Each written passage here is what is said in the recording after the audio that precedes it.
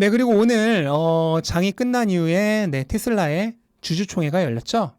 핵심 내용만 간추려 보면은 우선 일론 머스크가 CEO 자리에서 내려오지 않는다. CEO 자리 내려오지 않을 거고요. 그래서 머스크가 트위터 CEO 관두면서 테슬라도 관둘 거다.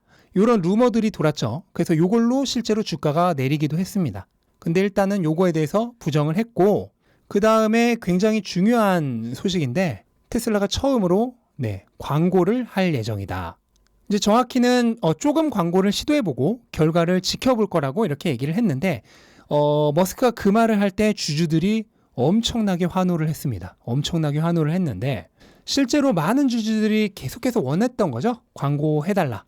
왜냐면 지금 수요가 계속 감소하고 있는데 요거를 맞추기 위해서 가격을 계속 내렸잖아요. 근데 이거보다는 오히려 광고를 하는 게 훨씬 더 효율적일 수가 있습니다. 일단 비용적 측면에서도 가격을 내리는 것보다 차라리 광고 지출을 하는 게 더 효율적일 수가 있고, 결정적으로 가격을 한번 계속 낮추면은 프리미엄 이미지가 사라집니다. 프리미엄 이미지가 사라지고 어떻게 보면 약간 싸구려 이미지가 올라가죠. 그리고 한번 이렇게 이미지가 결정이 되면은 요거를 다시 회복하기는 굉장히 어렵습니다. 그래서 단기적으로 수요가 는다 하더라도 장기적으로 보면은 가격을 낮추는 게 결코 좋은 게 아니다. 오히려 브랜드 이미지를 망치는 독수가 될 수도 있다. 요거는 반도체와는 다른 거죠. 반도체 사이클은 요 수요와 가격이 굉장히 탄력적으로 이렇게 서로 돌고 도는 형태를 지니죠. 근데 반도체는 그렇게 해도 돼요. 왜냐하면 반도체는 기업들에게 파는 거잖아. 그런데 자동차는 아니죠. 자동차는 소비자에게 파는 거고 동시에 사치품입니다. 그래서 명품들이 지금 경기가 안 좋다 하는데도 가격을 계속 올리잖아요. 왜냐면 이런 사치품은 자동차도 그렇고 그 가질 때의 만족감이라고 하는 것이 굉장히 중요합니다. 그래서 차라리 경기가 안 좋고 사는 사람이 없으면은 박리담회가 아니라 오히려 명품 같은 경우에는 후리 소매를 하는 거죠. 왜냐면 한번 박리담회로 가버리면은 이게 악순환 지옥이 됩니다. 한번 가격을 낮춰 팔기 시작하면은 수요가 떨어지면은 가격을 또 낮춰야 되고, 그래서 그걸 기대하면서 사람들이 안 사고 수요가 더 낮아지면 가격을 또 낮춰야 되고, 근데 그러다 보면 그렇게 가격을 계속 낮추다 보면 점점 프리미엄 이미지는 사라지고 싸구려 이미지가 돼버리는 거죠. 그래서 광고를 하는 거는 굉장히 긍정적인 면이라고 저는 생각을 합니다. 그리고 사이버 트럭도 얘기를 했죠. 올해 말 정도부터 일단은 생산이 될 거라고 얘기를 했는데, 일단 양산을 목표로 그렇게 하고 있다고는 했는데 빠르게 생산이 증가하지는 않고 S자 형태로 증가할 것이다. 왜냐면은 그러니까 초기에는 생산이 별로 많지 않을 거예요.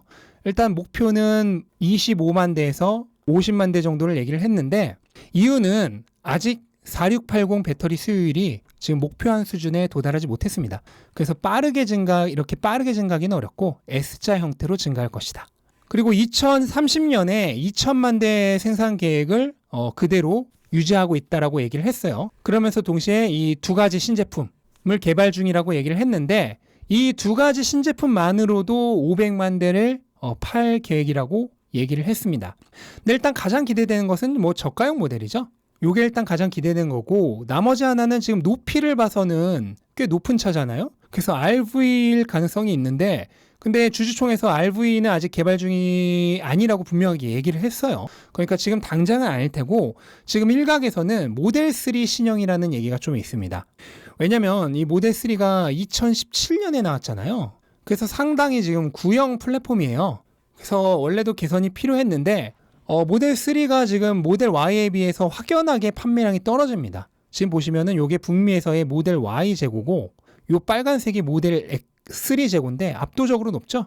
그래서 모델 3가 어떻게 보면은 그 저가형 모델이 아직 나오지 않은, 현재로서는 테슬라의 최고의 엔트리 모델이죠. 그러면서 동시에 베스트 셀링 모델인데, 그 부분을 생각한다면은 모델 3의 개선도 굉장히 필요한 단계가 아닌가 생각이 됩니다. 그리고 굉장히 중요한 건데, 많은 사람들은 비웃을 수 있지만 옵티머스가 나중에는 결국 테슬라 차량보다도 훨씬 많이 판매가 될 거라고 얘기를 했어요.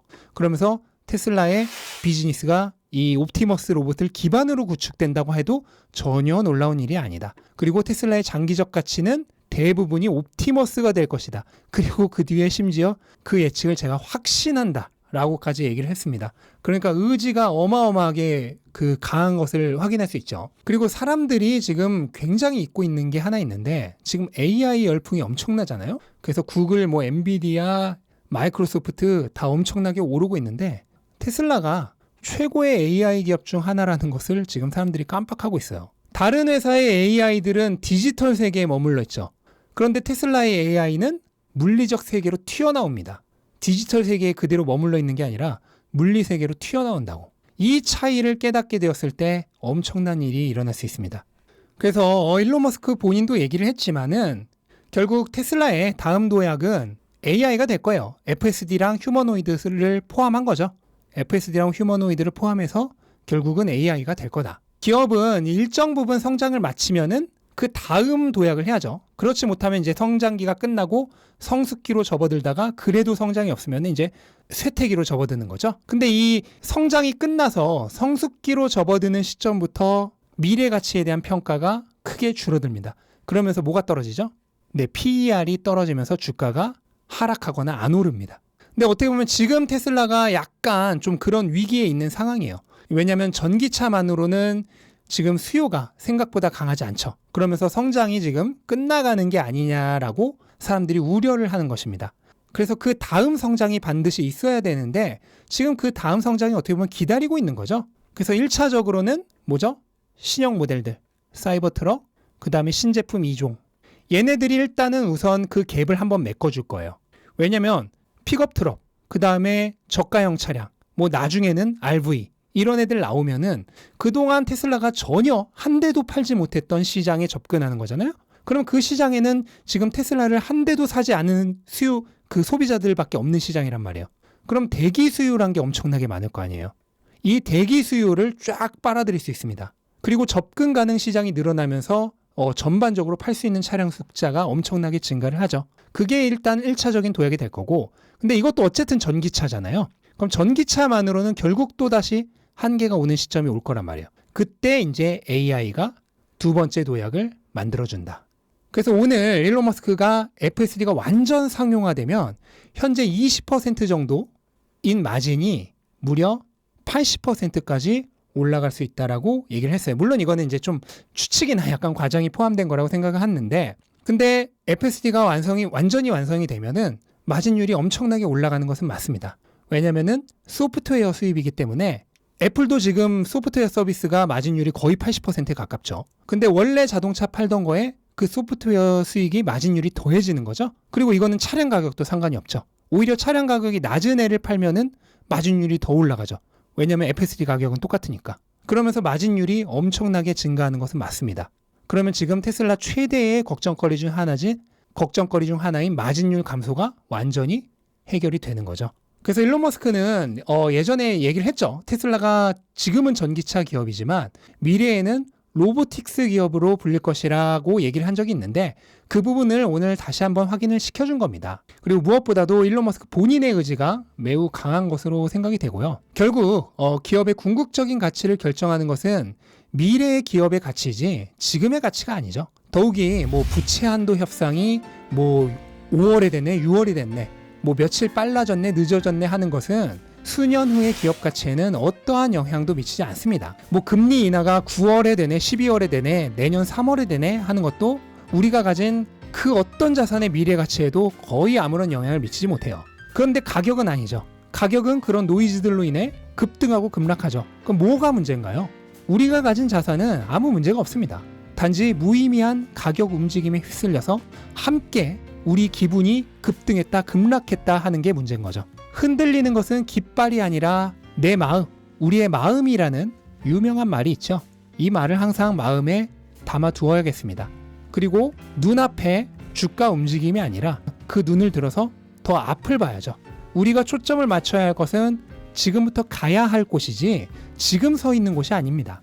지금 내 눈에 비춰지는 모습만 보는 것은 아무런 의미가 없어요. 왜냐하면 투자란 것 자체가 지금이 아니라 미래를 지향하는 행위이기 때문이죠. 따라서 투자자는 남들 눈에는 보이지 않는 미래의 모습을 볼 수 있어야 합니다. 그리고 그 모습이 명확하게 보일수록 크게 성공할 확률이 높습니다. 네, 이것으로 오늘 영상 마무리하겠고요. 오늘은 조금 기존에 하던 영상 방식과 절충안을 마련해 봤는데 어땠을지 댓글로 의견 남겨주시면은 또 그걸 보고 더 추가적인 개선을 하도록 하겠습니다. 네, 영상 끝까지 시청해주셔서 감사드리고요. 영상 도움되셨다면 구독과 좋아요 부탁드리고 즐거운 하루 되시기 바랍니다. 감사합니다.